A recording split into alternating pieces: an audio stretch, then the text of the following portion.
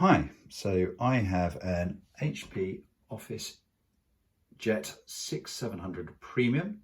I've had this printer for about 5 or 6 years and it's been experiencing an out of paper problem. They don't make this printer anymore, but I think from what I've read, a lot of the newer printers have a very similar problem. I think they're put together in exactly the same way. It's a great printer and I didn't want to bin it. I wanted to investigate a bit further and see if I could actually fix it. So the first thing I did was unplug it, make it safe. I pulled this off. Mine comes off really easy because I've been popping this off a few times already. And what I found was that there's an arm that pops down underneath here, presses on the paper with 2 rubber wheels, and it pushes the paper through and feeds it into the machine. Now those rubber wheels weren't working. You can put your hand in here and you can feel where the rubber wheels are. So they're about 6 inches, 150 mil back from the front of the printer, in just about the center of the paper tray. Now when you turn those, I noticed that there was a little cog turning off the back of them. So it's all cog drive.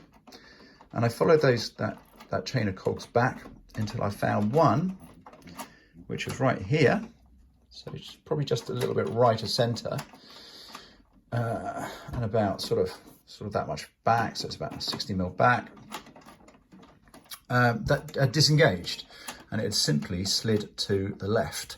Now I slid this to the right, and it engaged with the gears, and everything was great. It worked perfectly for only about 2 or 3 prints. So I printed about 2 or 3 pages, and that was it. So I thought I'd stick a bit of glue on it and try and hold it in place. So that's exactly what I did. Unfortunately, because it's so awkward trying to get a bit of glue in underneath here where you just can't see it, even with a mirror under there, made it very difficult to get the glue in the right place. And it didn't hold for very long, and came loose again and slid to the left. So I've just taken a little bit more of an extreme measure on this. So what I did was to get access to it, and on my particular printer, there's no way you can get into the underside of it. All these screws and things here hold the whole thing together rather than just the bottom of it. So you can't get into it. So I drilled this hole in it. So that hole I made with my 40 mil hole saw on my drill here, but you could have easily done it with a hot knife or a fine bladed saw, a very short one. After you've made a hole, cleared off all the burrs. I don't think it's going to affect the paper feed because the paper feed sits on top of it, and in there you can actually see the offending cog. Now one thing I did do when I drilled that out is I made a little hammock which I slid inside to catch any of the bits of plastic that came off. I didn't want those falling into the machine and causing problems later on. So this was the offending cog here.